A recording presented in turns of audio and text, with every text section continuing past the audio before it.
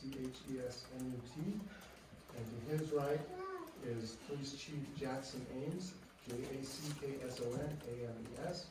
And his right is Tim Marriott from the Iron County School District, T-I-M-M-A-R-R-I-O-T-T. Well, I'm going to read to you the press release that was recently sent out just about half an hour ago, and then I will give you some more details. I want you to let you know that we will ask a few questions afterwards, not very many, and you probably understand that the investigation is ongoing, and so there's a lot of information we can't share, and it would not be appropriate to do so. We appreciate the media, we appreciate the public, and the mayor will talk a little bit about what's happening in our community, and we'll go from there.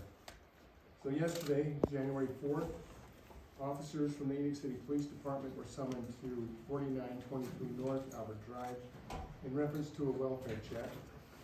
Concerned family and friends had contacted police earlier after not hearing from the people there. Officers entered the residence at approximately 4 p.m. and discovered 3 adults and 5 minors deceased inside the home, and each appeared to have sustained gunshot wounds. While this intense investigation is ongoing, investigators currently believe there are no suspects outstanding. Evidence suggests that the suspect took his own life after killing 7 others in the home. The suspect is 42-year-old Michael Haight. The 2 other adults in the home were Haight's wife, Tasha Haight, 40 years of age, and Tasha's mother, 78-year-old Gail Earl. The minors were Haight's children. A 17-year-old female, 12-year-old female, 7-year-old female, 7-year-old male, and a 4-year-old male. Now, welfare checks are common, and someone with whom Tasha had an appointment yesterday morning called and reported that she had missed the appointment and requested a law enforcement conduct a welfare check. A few hours after that welfare check call came in and Tasha was not located, a missing persons report was requested and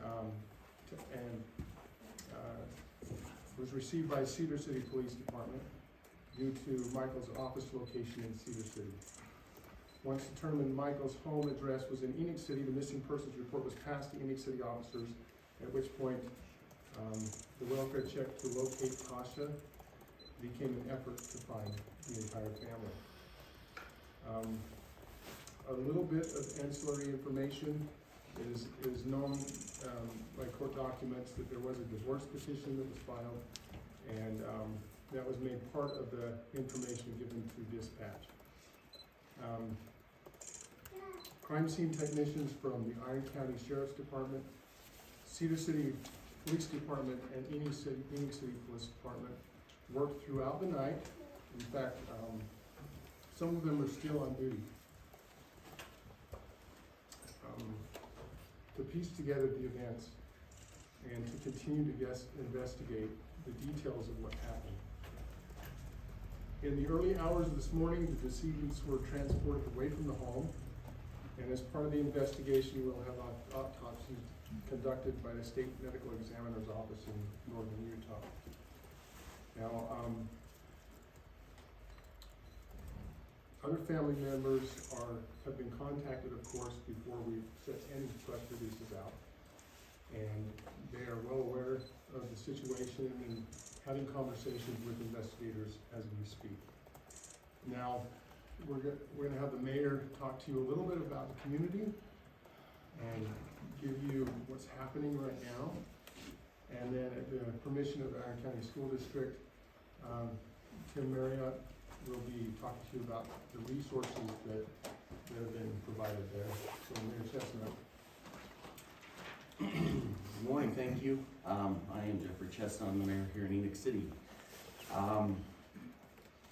It's not too often something like this hits very close to home. In fact, the Haights were my neighbors. The youngest children played in my yard. with my sons.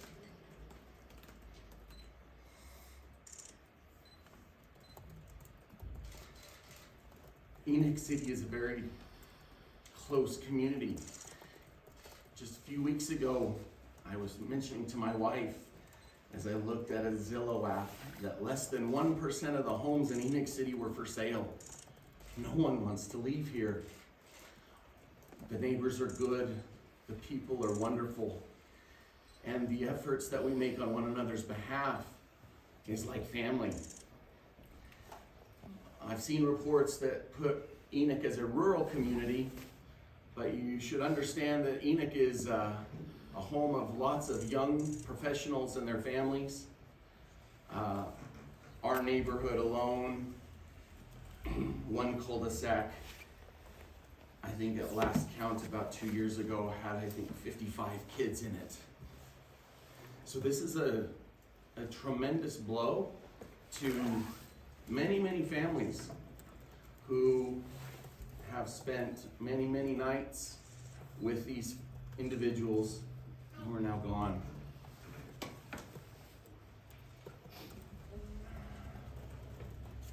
It is unfortunate what we're dealing with, but we appreciate both the respect that the media has shown to this point.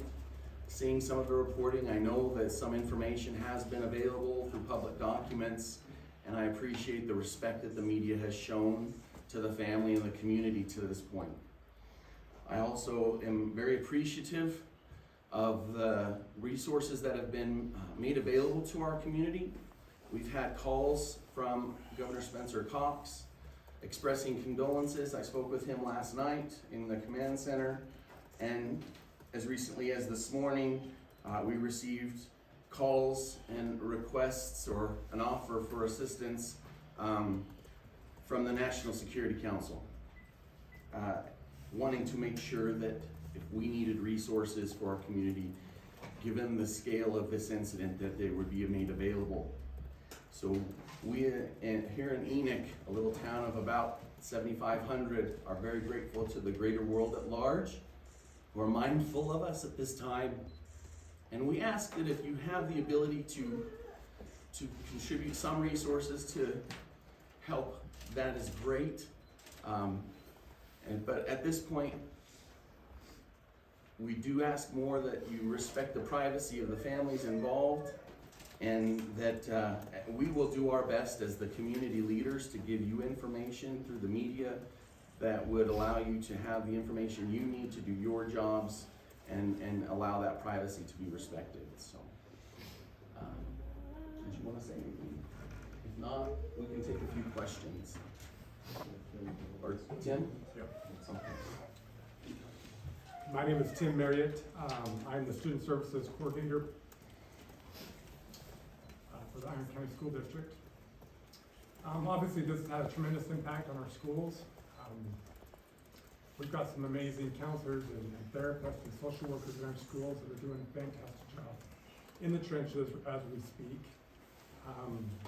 We've mobilized our crisis mobile response team in our schools, and we've definitely put in our therapists and counselors at those schools that are most impacted by this tragedy.